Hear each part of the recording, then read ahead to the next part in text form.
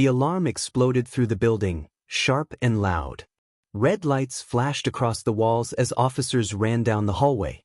A group of teenagers was ordered to the floor, hands behind their heads.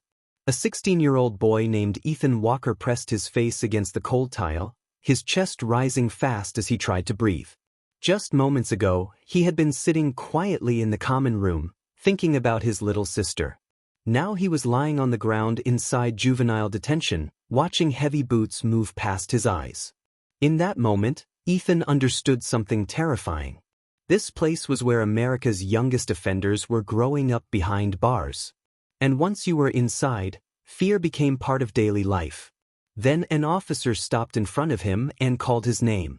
Ethan lifted his head slowly, not knowing what was about to happen next. That moment was the peak.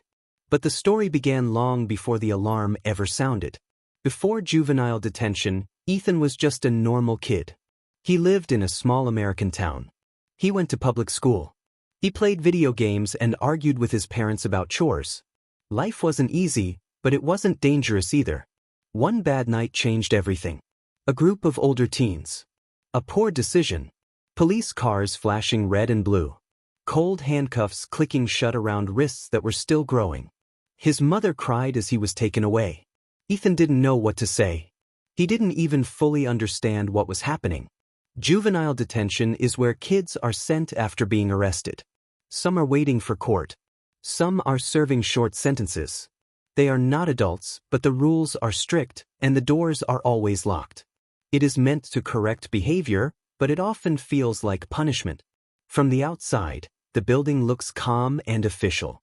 Clean walls. Security signs. Flags waving in front. Inside is different. Every door buzzes before opening. Cameras watch from every corner. Officers count heads again and again to make sure no one is missing. On Ethan's first day, an officer explained the rules in a flat voice. Wake up early. Walk in straight lines. No shouting.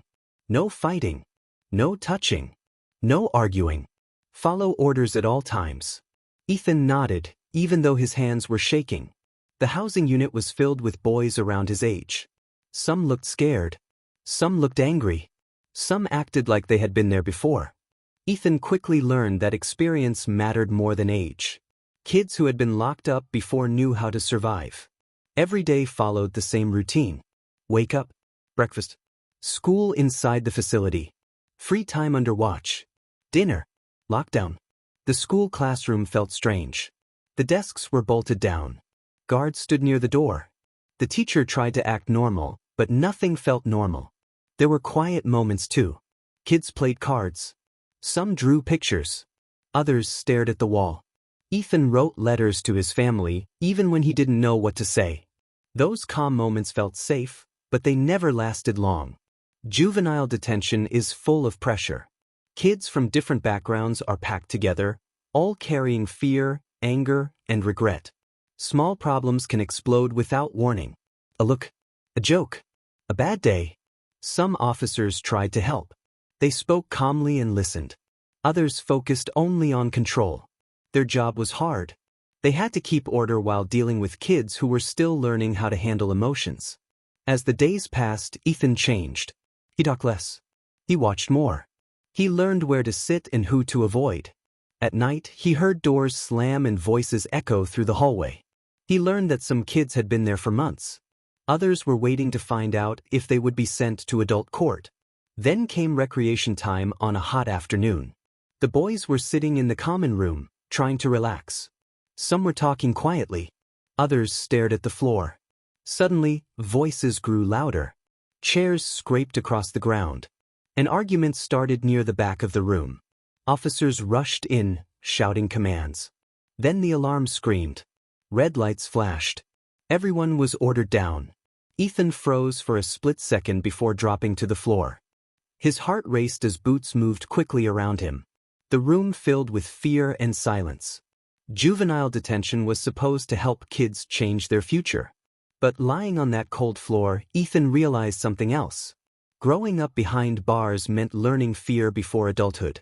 And when the officer stopped and called his name, the entire room held its breath, waiting to see what would happen next.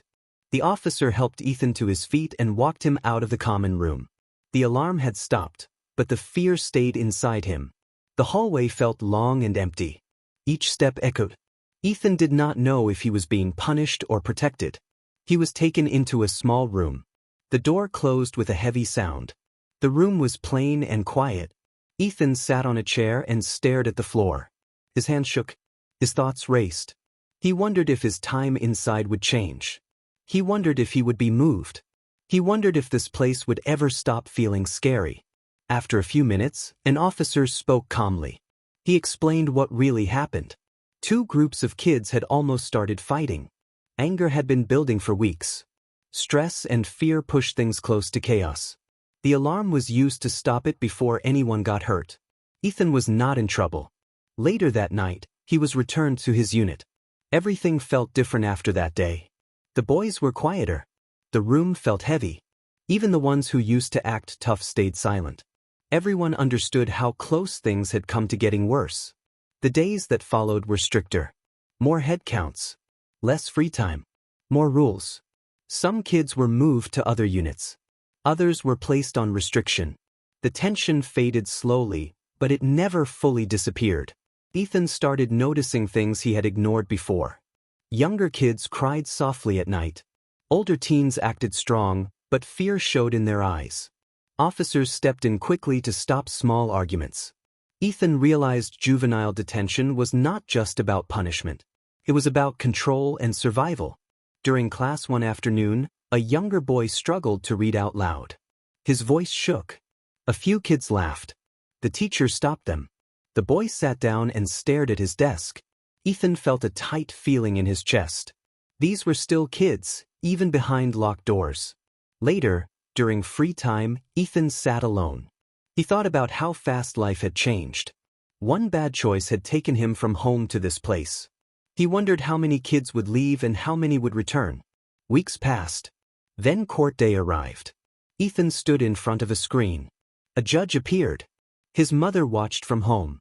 Her face looked tired but hopeful. The judge spoke clearly. Ethan listened to every word. Because of good behavior, Ethan was given a chance. He would be released soon under strict rules. Counseling. School supervision. Probation. It was not full freedom, but it was a way forward. Back in the unit, Ethan packed his small bag. A few papers. Letters from home. A drawing from a younger boy that said, "Do not forget us." The next morning, the doors buzzed open. Ethan stepped outside into the sunlight. His mother hugged him tightly.